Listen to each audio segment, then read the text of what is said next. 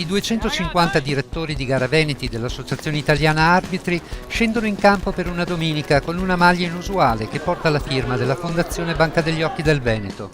Hanno scelto così di farsi i promotori di una campagna per la donazione di cornei, del trapianto e della ricerca suggerita da un arbitro che siede anche in consiglio d'amministrazione di Banca degli Occhi, prima in Europa, quinta nel mondo. Proprio perché è un segnale che si può dare mediaticamente per arrivare presso tutte le famiglie a capire qual è il valore della vista, perché un arbitro ci deve vedere bene. Con questa iniziativa voglio anche sperare e pensare che ci si abitui a vedere al di là dell'arbitro, al di là della divisa, l'uomo, la persona. L'iniziativa è stata presentata alla Convention nazionale degli arbitri italiani riuniti al Molino Stucchi di Venezia per discutere le regole del calcio italiano del futuro. È una cosa che fra l'altro sento particolarmente perché mio padre è stato un donatore e quando purtroppo è venuto a mancare.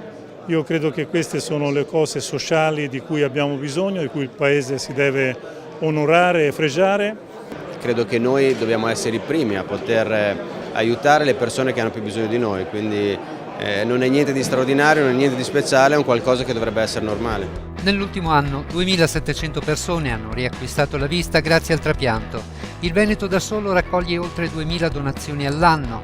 Attraverso la Fondazione Banca degli Occhi permette di realizzare la metà dei trapianti di cornea nazionali. Questo è un dato che non ha riscontri a livello europeo e che ha permesso a questa regione di garantire a cittadini su tutto il territorio nazionale, ma anche in 20 paesi fuori dall'Italia, la possibilità di accedere al trapianto. La prima cosa a cui deve rinunciare un giovane colpito da una malattia oculare è molto spesso lo sport.